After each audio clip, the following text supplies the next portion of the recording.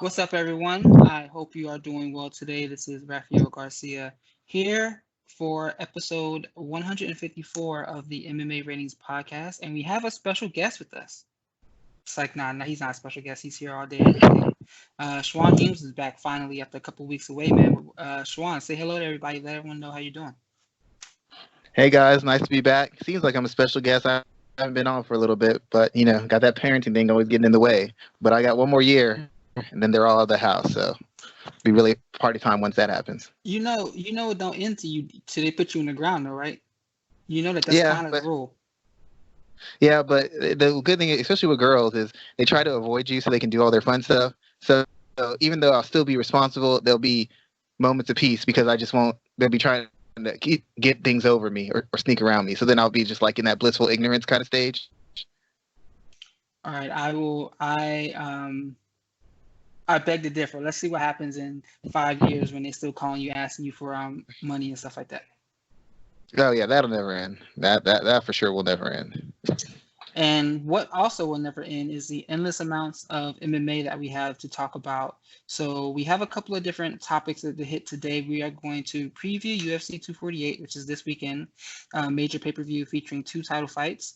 We're talking about UFC Norfolk, the fights that occurred this past Saturday in Norfolk, Virginia, and also talking about Rose Namajunas and Paul Felder, because they're two individuals who are pretty important names in their respective weight classes, and they have been having some interesting conversations about to retire or not to retire. So we're going to touch upon that and a couple of different stories as well too. But before we do that, as always, thank you for taking the time to listen to the show. You know, we do the MMA Ratings podcast every Tuesday, tape about 9:30 p.m. Eastern Time. And we appreciate everyone who comes to our YouTube channel to check out the content there, as well as going over to Spotify, Google Podcasts, iTunes, Anchor, and all the other platforms where we are to check out our content there too. Be sure to like and subscribe each and every opportunity you can so we can get our listener numbers up, and also share the content too as well. Be sure to share it across your social media channels. If you see myself or Shawan or anyone else affiliated with MMA Ratings sharing content, please be sure to give us a like and give us a share there as well too. We always appreciate the opportunity to spread what we are talking about across the social space. You can find our content over at MMAratings.net, where you can rate the fights and tell us how excited you are about upcoming battles, and also let us know what you thought about past fights and how you would rate them using our star system. You can also read plenty of our content there. Myself, Schwan does some writing as well as Adam Martin, who is doing the bulk of the writing and covering a lot of content over there. So you can check out the channel for all we're putting out there as well. You can catch me at rgarcia_sports on Twitter and Instagram, and Schwan Humes at Black Jordan Breen. So from there, let's jump right into the preview of UFC 248, and we have a card that is very heavy at the top.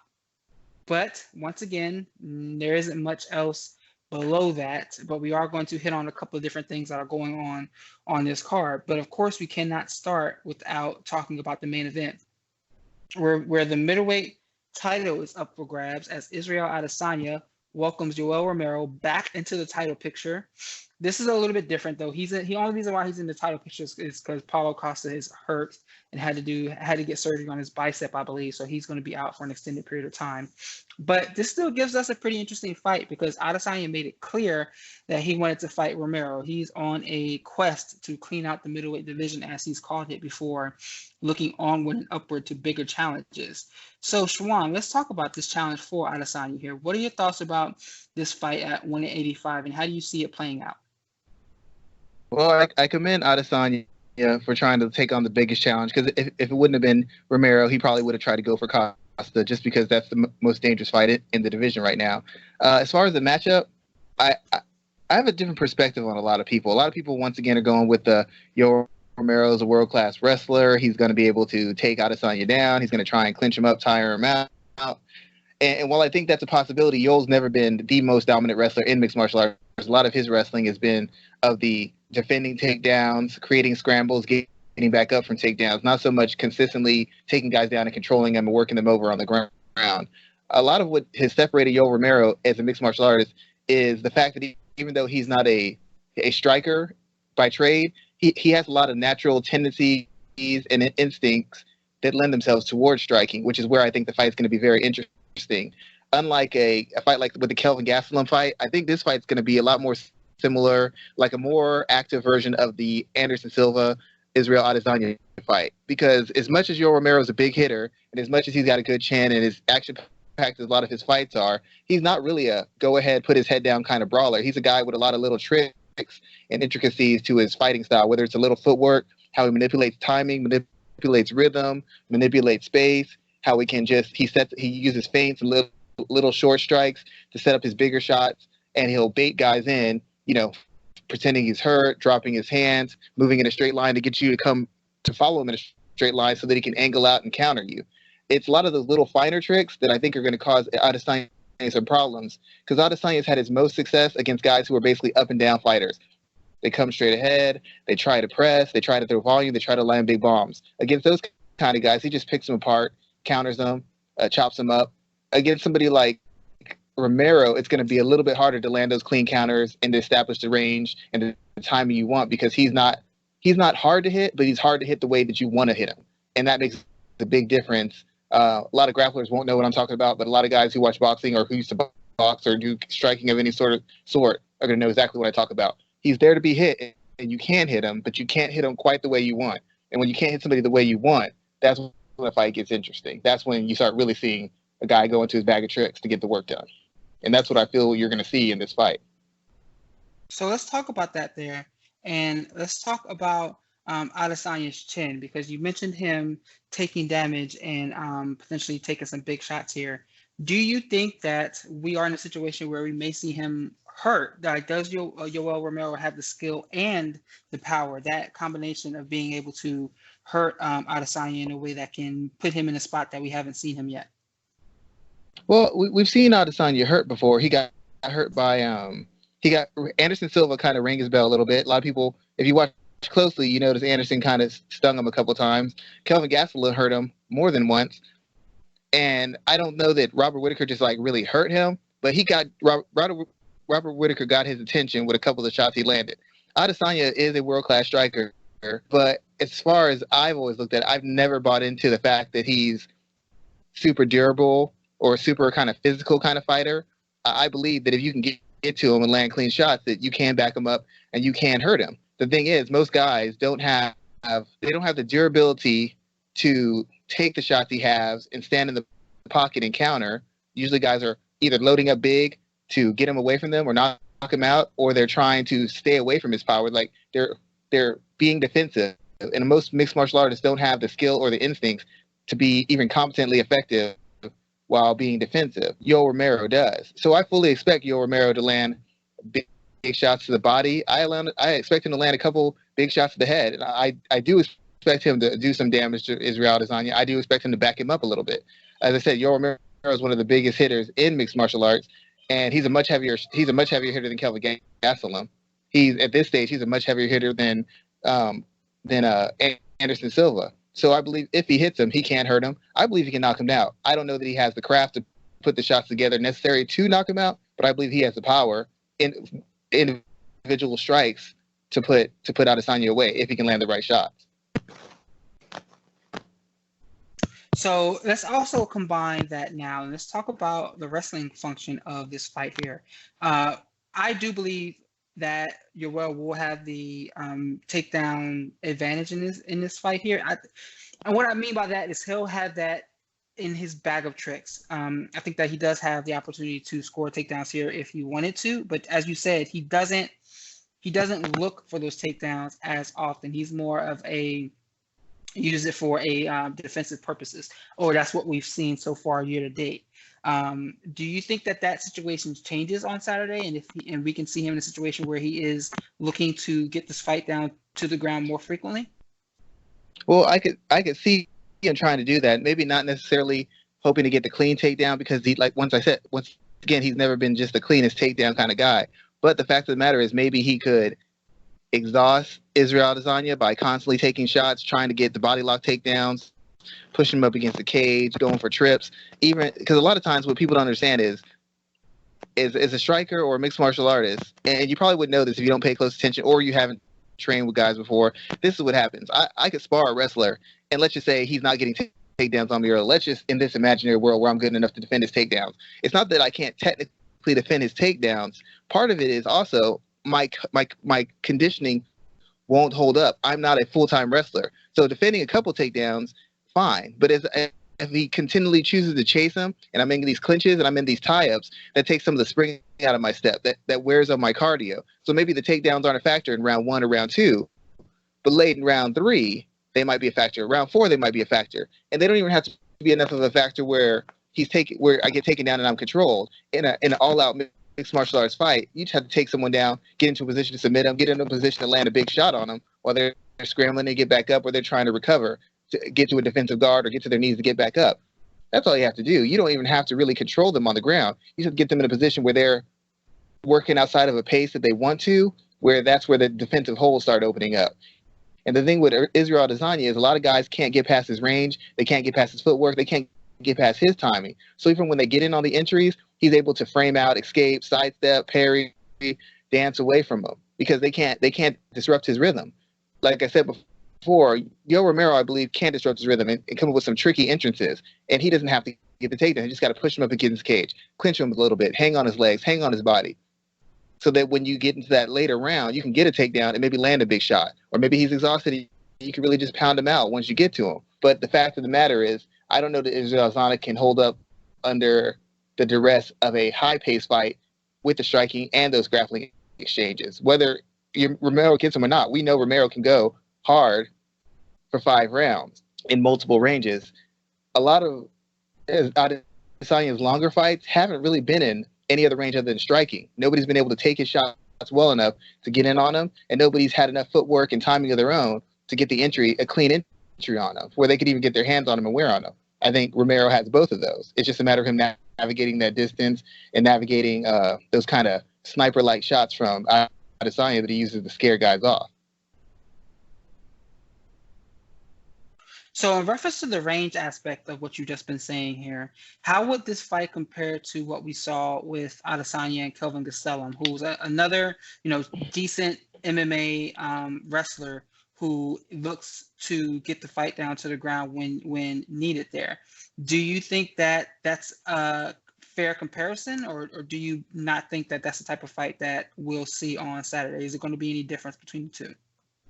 Well, I've never been impressed with Kelvin as a wrestler. Welterweight, his advantage was he was a big welterweight, so he could muscle guys. At middleweight, any advantage he has in wrestling comes from the fact that he's a natural welterweight, so he's a little bit quicker. I don't think he's that great a wrestler. Second of all, the problem that Kelvin has, and also the same problem that Robert Whittaker had when he fought Adesanya, because he had enough wrestling to get in on Adesanya, is neither one of them had an effective way to close the distance. Every time they were coming in the distance, they were just trying to explode through ranges, and that's fine. But the fact of the matter is, no matter how hard you explode and how fast you are, a guy, even a slow guy, if they can last long enough, can find their timing and land 1 or 2 shots. Against a guy like Adesanya, who's a world-class athlete as well as a world-class striker, he's going to find those spots and chip you up in them. In the case of Kelvin was so durable that Kelvin could take shot after shot, knee after knee, body shot, head kick, jab, right hook, left hook. He could take all that and get in on Adesanya, and then have an inside fight and trade with him and force exchanges. Romero, I believe, if in theory Romero should be durable enough to do that, but the advantage Romero has is Romero knows how to feint with his feet. He knows how to feint with his upper body. He knows how to use the jab to kind of hide his motion forward. He knows how to kind of feint, get people off balance, fake for the shot, come up over the top with a big right hand. He knows how to go with the right hand, fake for a shot. You sprawl on the shot, he comes up with a left hand and a right hook. He knows how to mix those things up. He's shown that level of class. So I believe that he has a better chance of doing it just because he has more setups. He's a better athlete. He's a bigger athlete, and he's a more durable athlete. Kelvin's a very good athlete, but he's not in the realm of flexibility, agility, and explosiveness of a guy like Romero.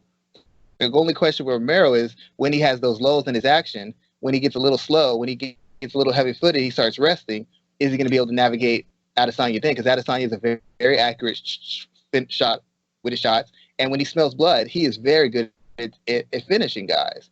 So that's going to really become the question. What happens when Romero slows down a step? What happens when Romero gets a little bit too heavy. He doesn't quite get up as fast from the takedown defense. He doesn't get off the fence as quick. A guy like Costa, he lunges, he swings wild, he loads for power shots. Even Whitaker can get a little bit wild. Adesanya is a technician in there. He's surgically precise. And if you lay up against the cage or you get tired and try to bait him a little bit, he's not going to fall for those tricks quite as easily. And he's going to punish you for every one of them.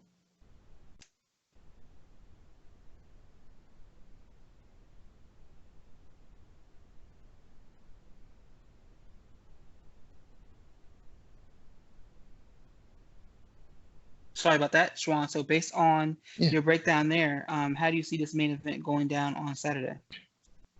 It's really hard for me to pick Romero just because in the biggest spots he's been in, he's always put up good fights, but he's never found a way to beat the best guys he's ever faced. And the fact he faced Robert Whitaker twice, that was the best guy he's faced, and he hasn't been able to beat him. He's beat Chris Weidman, but Weidman was more of a name. He beat Luke Rockhold, but as good as an athlete as Rockhold is, we've seen how flawed he is as a fighter.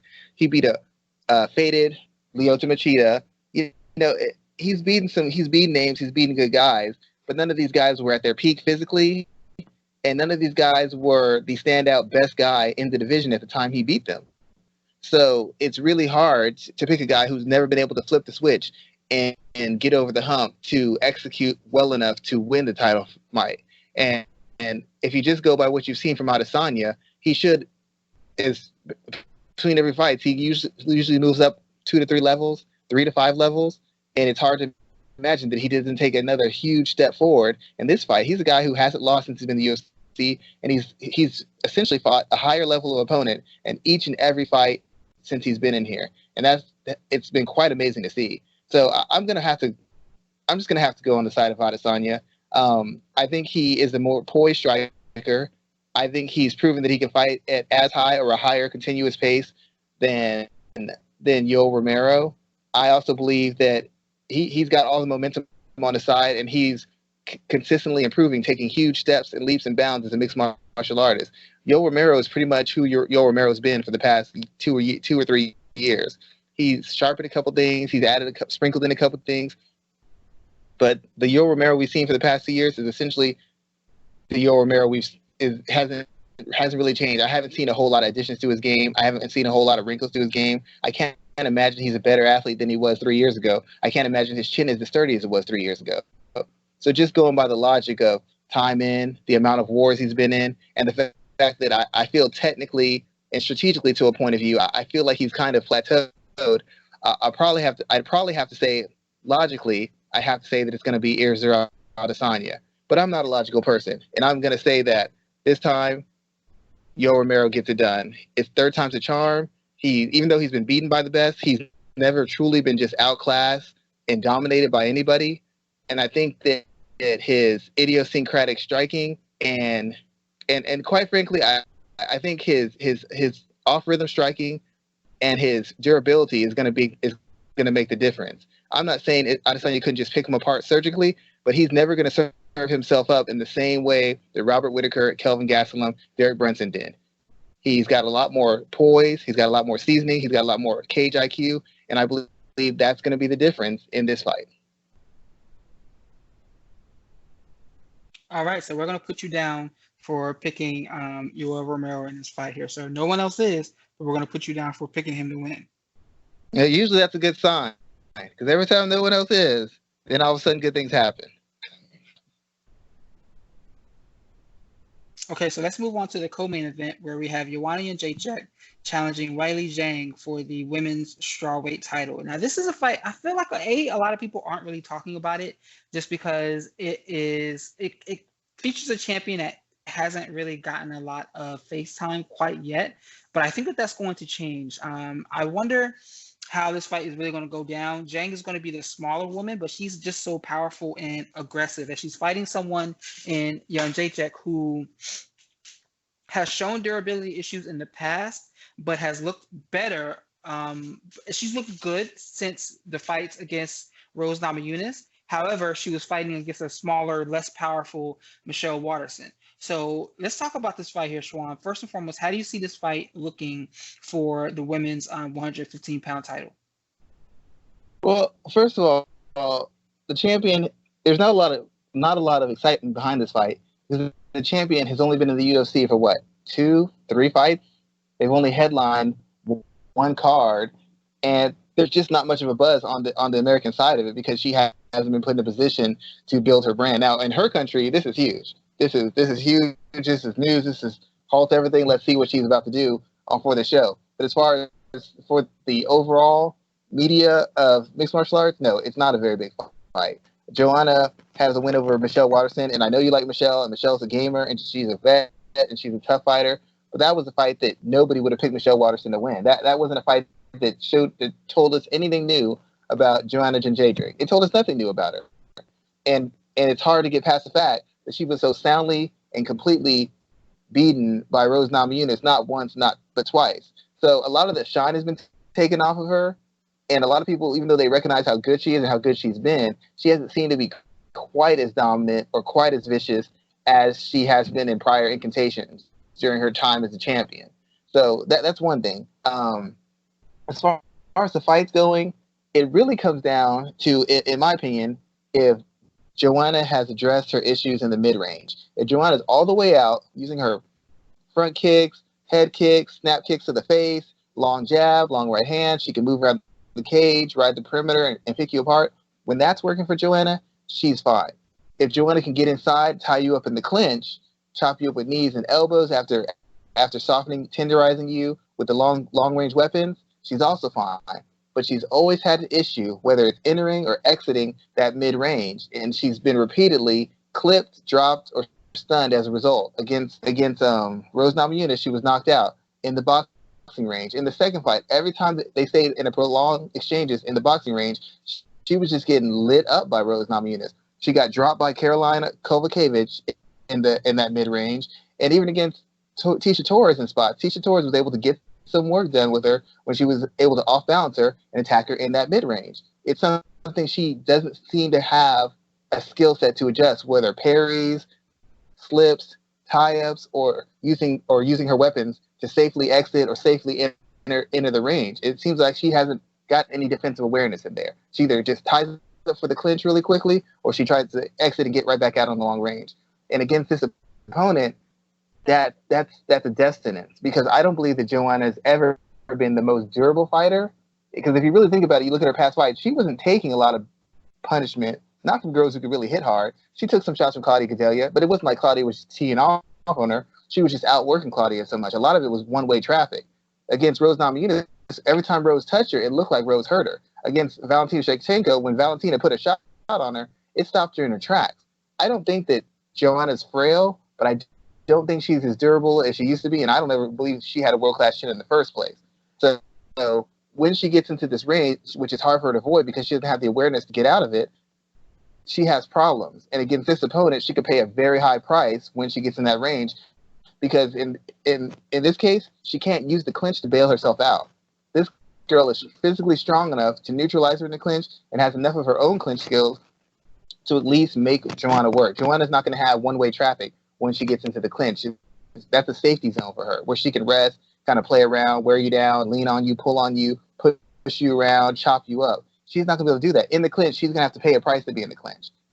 The only place she has a clear advantage is at long range, and I don't know that she hits hard enough, nor do I know that under extreme duress that her footwork's good enough to get away from somebody and avoid that mid-range. And if she can't avoid the mid-range, I don't see how she wins this fight. As good as she is, I don't see how she wins this fight.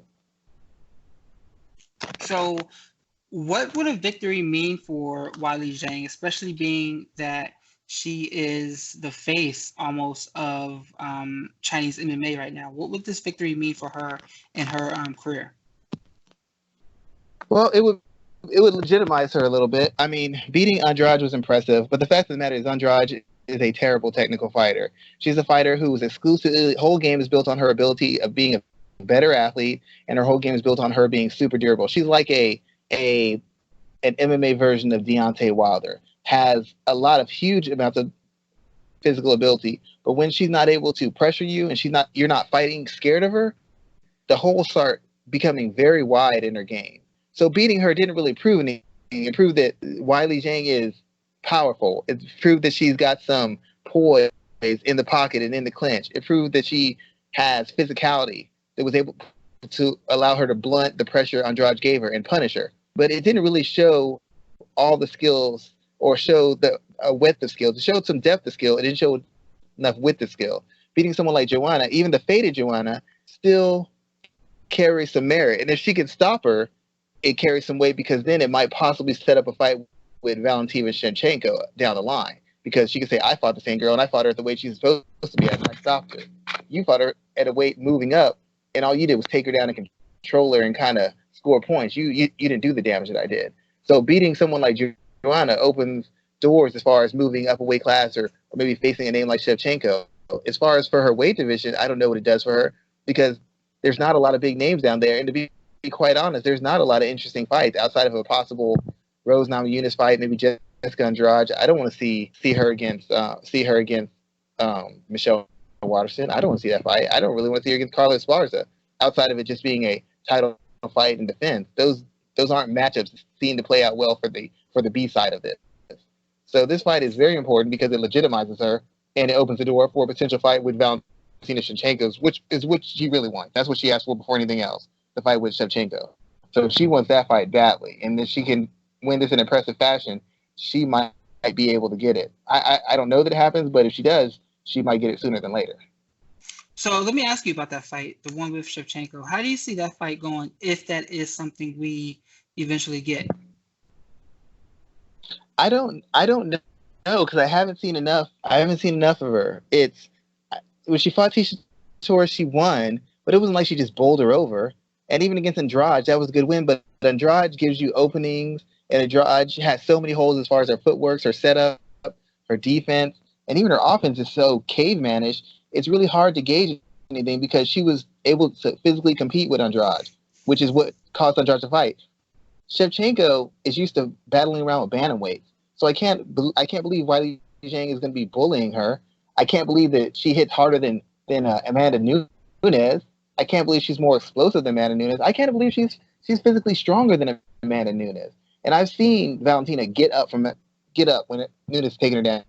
I've seen Nunes push her against the cage, and I've seen Valentina get off the cage against her. I've seen her have Nunes teeing off on her, Valentina hang on through it, persevere, then come back and start putting a whooping on Nunes. And Nunes is pretty much now the par excellence as far as the women's fighters. So it's very hard for me to pick this manner that Shevchenko loses, because physically she should be the bigger, stronger fighter. As far as durability, she's shown the better chin. She's taken bigger shots from bigger fighters, from basically KO artist fighters. And as good as Zhang is in the mid-range and with her combinations and in the clinch, the fact of the matter is she is an aggressive fighter, and aggressive fighters are always going to have a problem with somebody who is a world-class athlete and a very accurate, very powerful counter striker. Not saying you can't outwork Valentina, not saying you can't rough her up a little bit. Valentina has holes, but it seems like stylistically, based on what I've seen, this would be a match that favors her. When you look at it in paper, until I see something more from her, I can't say that she's really an exciting matchup for Valentina, outside the fact that she's such a physical dynamo, and she seems to have such good cardio. That's really what would allow. She's willing to take punishment. She's willing to walk through punishment, and she's looking to do damage, which Valentina's last 3 opponents haven't been looking to do. That's what makes it interesting. But as far as technically what I see on paper, it doesn't seem like a very good matchup. And I'd have to see something different from Weili Zhang to change my opinion on that right now. Right now, it doesn't seem like an interesting matchup. Okay, all right, no problem there. What else stands out to you on this card on Saturday? For me, it was Rodolfo Vieira getting his next fight. You know, he is a longtime Brazilian Jiu-Jitsu practitioner. He's 30 years old, even though he looks 45. He is a highly, highly, highly skilled and competent grappler. Probably, again, one of the best to step into the octagon. He is a former ADCC champion. I would probably he has more titles than a Damian Maia, but we know how Maia's been able to apply his grappling at the highest of levels. if these two were to have a grappling match, I think that Rodolfo would win if it was a strictly grappling match, but that's neither here nor there because we're talking about mixed martial arts. But he's getting his second fight in the UFC on Saturday, and I cannot pronounce the guy's name that he's fighting. Let me double check again. He's fighting against I can't say this guy's name. Safarov. This is his last name, but I expect a submission victory for Rodolfo as well. But other than this, man, Schwan, tell me what you're looking forward to this weekend. I guess I'm looking forward to seeing how Sean O'Malley looks. You know, prior to his suspension, he was pretty much one of the biggest stars coming off the Contender. He showed a guy who seemed to have world-class athleticism, who seemed to have a natural IQ for fighting. It was picking up on all the little intricacies and showed the heart, the conditioning, the aggression, and a burgeoning offensive skill set. The defense wasn't quite there to my liking, but the offense was there. And he seemed like he was getting poised to go on a run. After this extensive time being out of the octagon, he still seemed to have a good fan base. I think that UFC still believes in him, but it's interesting to see if during this downtime he really took the time to reassess his game and diversify his game and then refine the fundamentals to kind of add that depth to his skill, because before I called him some guy who knew how to fight, who could fight, but didn't know how to fight as far as controlling the pace, using the smart shots to slow an opponent down, not relying on volume and athleticism to just overwhelm guys, you know, like forcing that, he would force the fast pace and just blitz people with athleticism and creativity, which is fine until you face a guy who's got enough seasoning and poise that he can ride that out and then late in the fight start taking it to you. So it's interesting. I'm interested to see how much he's grown, how much he's stayed a student of the game, and if he's really added layers, not just to his offense, but more importantly to his defense, and more importantly to the approach he has to the game. That's what I'm hoping to see. Hoping to see some mental and technical growth in him. Because if he shows those things, he could really be a player in the division. But if he's still coming back with, I'm just athletic and I'm creative and I'm funky and I'm different and I'm unique, that only takes you so far. There's too many good athletes in his division for him to get by on just being a tricky guy with esoteric striking techniques. That's not going to cut it. He's going to have to really develop the meat and potatoes of his game and learn to fight with poise and controlled aggression, not just unbridled creativity and volume. So that's a big thing I'm really looking to see. That's something I'm very interested in seeing. Awesome there, sir. Awesome. So, what do you think will be the biggest story coming out of UFC 248, on Saturday? If Adesanya loses, that'll be the biggest story. Third time's a charm for Romero. He beat the guy who essentially is laid waste to the middleweight division in less than a year. Even if Joanna upsets Weili Zhang, that would be overshadowed by a Romero win by far. I pretty much say the biggest story is going to be whoever wins the fight. If Adesanya wins it, he's literally been on one of the greatest runs in UFC history. When you look at class of opponent, styles of opponents, and the differences as far as he's basically fought the same version of guys for the most part, a bunch of wrestle boxers that he's outstruck and guys who can't really wrestle effectively unless they get their striking going. But the fact of the matter is he's beaten such a high caliber of opponent, one after the other, after the other, after the other.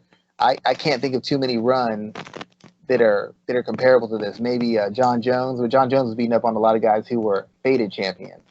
So if Adesanya wins, this is one of the greatest runs you'll ever see in mixed martial arts history, especially from a guy who really hadn't competed at this level. And if Romero wins, it's a big story because it's third time's a charm, and he's beating the guy who essentially walked through the whole division and was basically poised to be the named guy at the division.